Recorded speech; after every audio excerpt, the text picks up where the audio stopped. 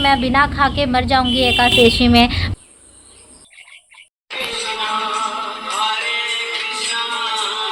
हरे कृष्ण कृष्ण कृष्ण हरे हरे राम राम राम हरे हरे कृष्ण।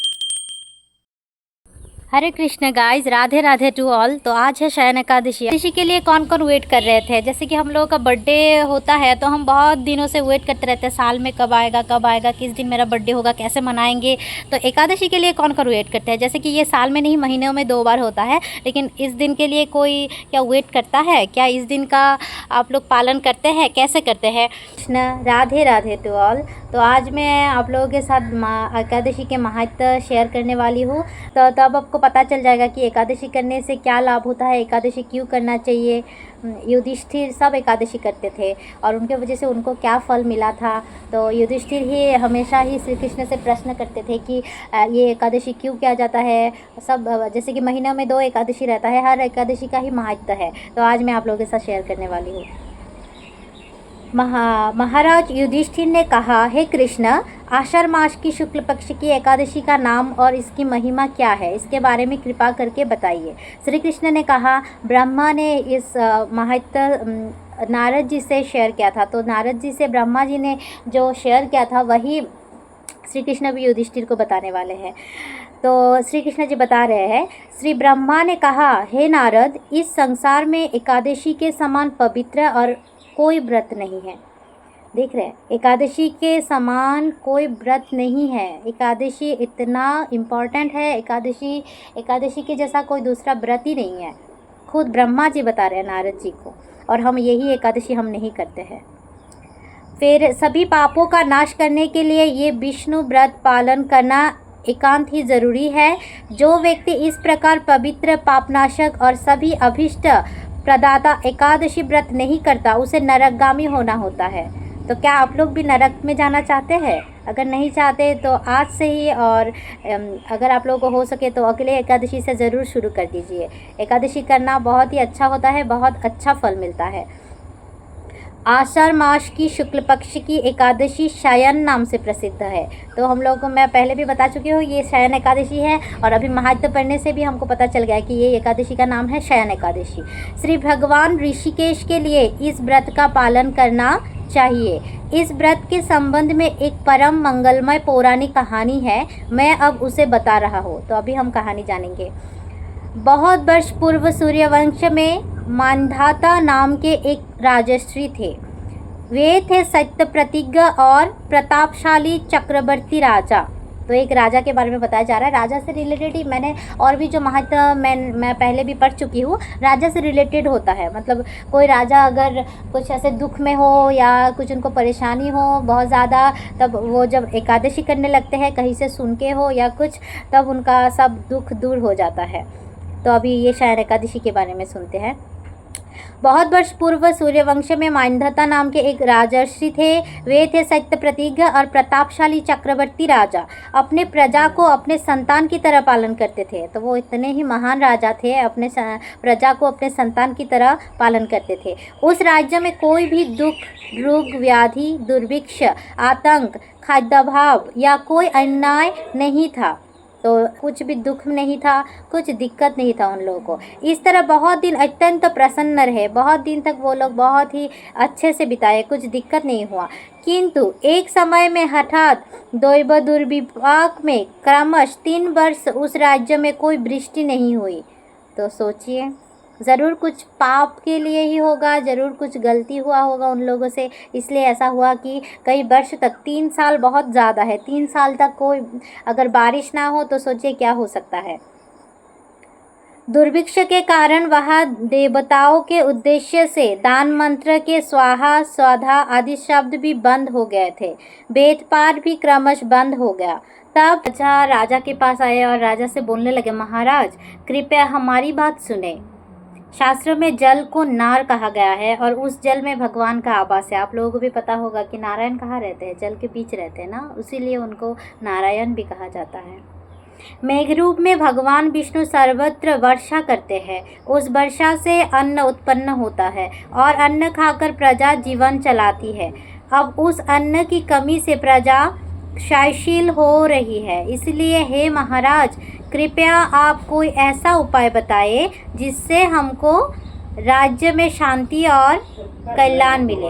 मंदता ने कहा, तुम ठीक कह रहे हो, अन्न से प्रजा की उत्पत्ति होती है, अन्न से ही प्रजा का पालन होता है। फिर राजा ब्रह्मा को प्रणाम करके सैन्य सहित वन में चले गए। वह प्रमुख ऋषियों के आश्रम में भ्रमण किया। इसी तरह एक दिन उन्होंने ब्रह्मा के पुत्र महातेजस्वी अंगिरा ऋषि से साक्षात्कार किया। उन्हें देखते ही राजा बड़े आनंद से ऋषि के चरणों में शास्त्रानुसार नमस्कार किया। मुनिवर ने उन्हें आशीर्वाद दिया और कुशल पूछा। तब राजा ने अपने वन में आने का कारण विस्तार में ऋषि को बताया।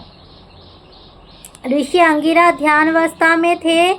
तब उन्होंने कहा, हे राजन, ये सत्ययुग है।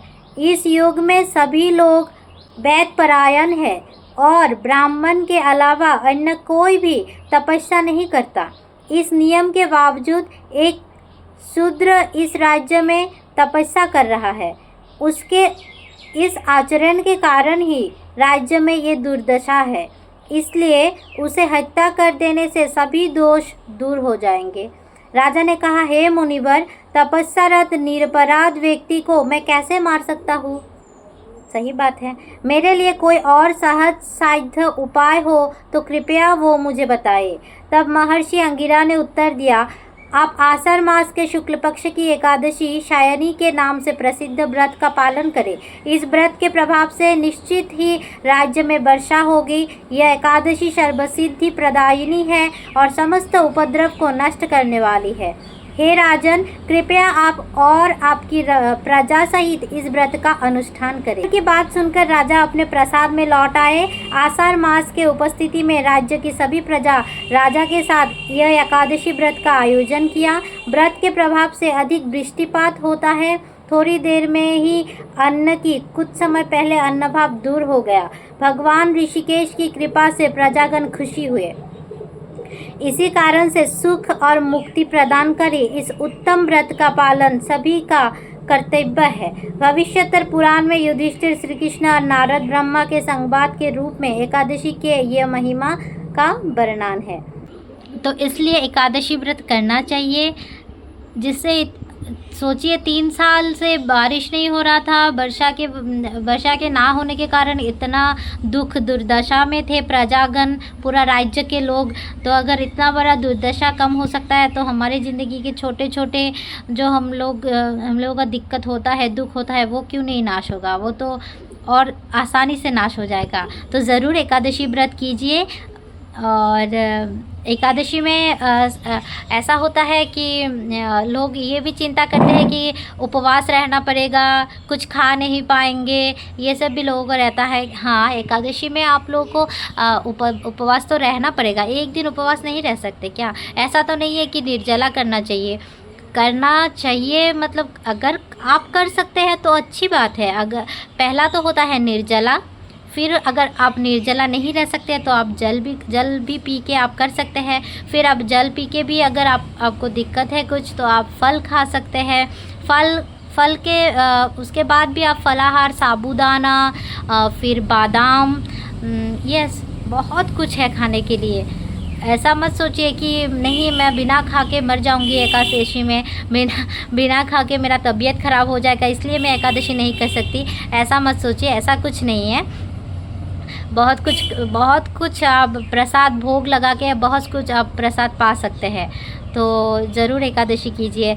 अभी देखिए, अभी कुछ शादी हो या कोई बर्थडे पार्टी हो तब हम बहुत सज धज के बहुत एकदम जल्दी से जाते हैं। क्यों जाते हैं? शादी में इन सब लोगों से मिलते हैं, फिर खाना वो भी तो इम्पोर्टेंट है कि उधर बिरयानी रहेगा, चिकन रहेगा, तो हमेशा वही सब खाते रहेंगे क्या? कभी फ्रूट्स खाया कीजिए, प्रसाद पाइए। देखिए मन भी अच्छा लगेगा और शांति जो है वो मिलेगा आपको। शायद कुछ पलों का शांति ये है कि हम शादी में जाते हैं, कुछ लोगों से मिल लेते हैं, डांस कर लेते हैं, हो गया। कभी भगवान के लिए नाच के देखिए, कभी कीर्तन कीजिए, कीर्तन करके आप भगवान को इतना भक्ति कीजिए। भक्ति में अगर आप लीन हो सकते हैं तो देखिए क्या असल में क्या वो शांति है या शादी में जाके डीजे डांस करना वो शांति है? तो ये आपको खुद ही पता चल जाएगा। जब आप एकादशी करने लगेंगे, जब कीर्तन करेंगे, तब आपको पता चल जाएगा। हरे कृष्णा।